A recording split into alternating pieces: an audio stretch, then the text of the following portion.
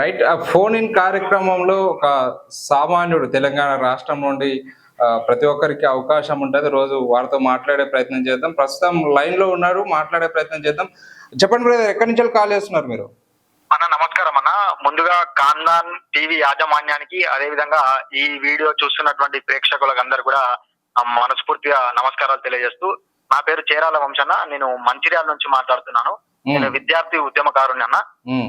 అన్నగారు, ముందుగా మీకు, మీ యాజమాన్యానికి ప్రత్యేక ధన్యవాదాలు తెలుపుతున్నా అన్నగారు. ఓకే. తెలంగాణ రాష్ట్రంలో ఎట్లా ఉన్నాయి పరిస్థితులు? ఇప్పుడు తీర్మార్ మల్లన్న కొత్త పార్టీ పెట్టండి, బీసీ పార్టీ అని చెప్పేసి, అట్లానే ఆ ప్రజాపాలన సంబంధించి గ్రూప్ 1 ఇష్యూ జరుగుతుంది. 3 కోట్లకి ఒక ఉద్యోగం అమ్ముకున్నారని చెప్పేసి ఆ పంచాయతీ జరుగుతుంది. పంచాయతీలో భాగంగా మళ్ళీ తీర్మార్ మల్లన్న కూడా ఒక పార్టీ పెట్టినట్టు తెలుస్తుంది.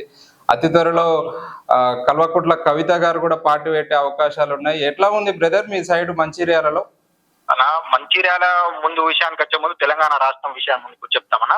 ముందుగా తెలంగాణ రాష్ట్రంలో జరుగుతున్నటువంటి పాలనలో ప్రజాపాలన పేరుతోటే ఇటు ఒక దిక్కు ప్రజాపాలన అనే నినాదంతో మరో దిక్కు ప్రజలను దోచుకునే విధంగా మారింది. ఏ విధంగా అంటే, ఈ రోజు విద్యార్థులు రోడ్ ఎక్కుతా కానీ స్కాలర్షిప్లు ఇవ్వాలని పరిస్థితి. విద్యార్థులకు పాఠశాలకు కళాశాలకు సంబంధించి యాజమాన్యాలు కళాశాలలు మూసేసి రోడ్ ఎక్కుతే వారికి తూతూ మంత్రంగా 8,000 కోట్లకు 1,200 కోట్లు ఇచ్చడం అంటే అది ఏదో ఇట్లా ఇచ్చామన్న పరిస్థితి ఈ రోజు నెలకొంది. అంటే విద్యార్థులకు కూడా స్వేచ్ఛ అనే పరిస్థితి ఈ రోజు నెలకొంది. అదే విధంగా తీన్మార్ మల్లన్న గారు పార్టీ పెట్టారనే విషయానికి వస్తే, ఈ రోజు బీసీలు అభివృద్ధి ఈ రాష్ట్రంలో ఇప్పుడు గొంతెత్తుకుని నడుస్తున్నారు బీసీలు.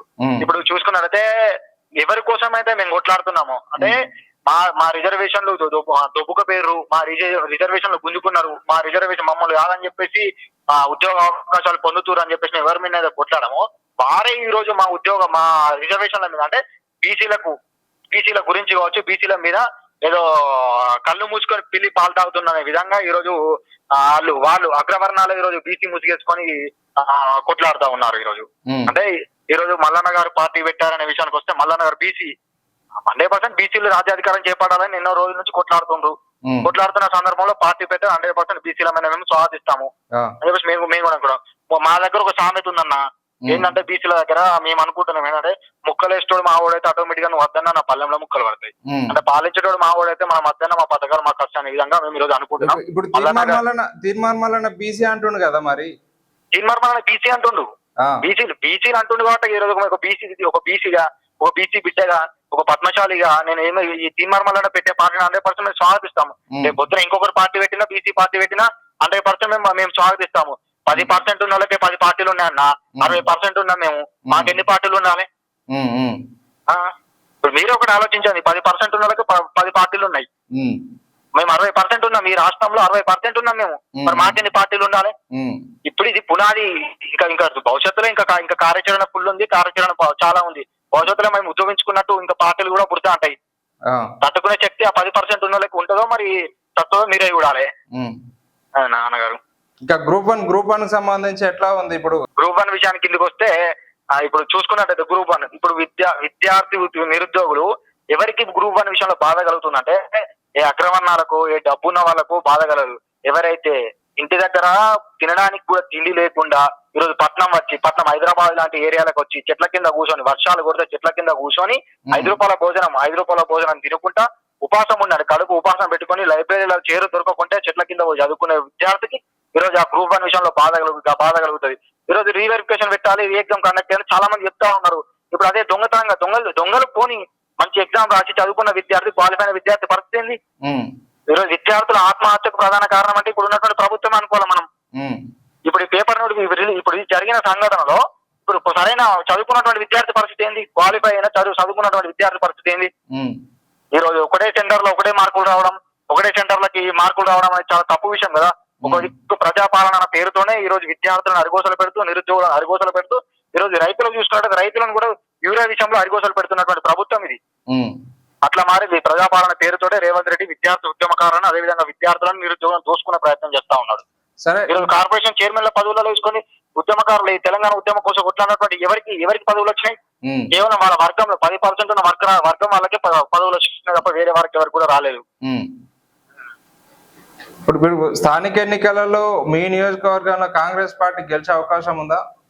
మా నియోజకవర్గంలో కాంగ్రెస్ పార్టీ గెలిచే అవకాశం ఉందా అంటే ఇప్పుడున్న పరిస్థితుల్లో కాంగ్రెస్ పార్టీ గెలిచే అవకాశం ఒక సైడ్ చెప్పలే. మన విద్యార్థి నిరుద్యోగులు ఎట్లా ఉన్నారో ఒక దిక్కు అంటే మా ప్రాంతంలో ఇప్పటి వరకు ఏ సమస్య రాలేదు.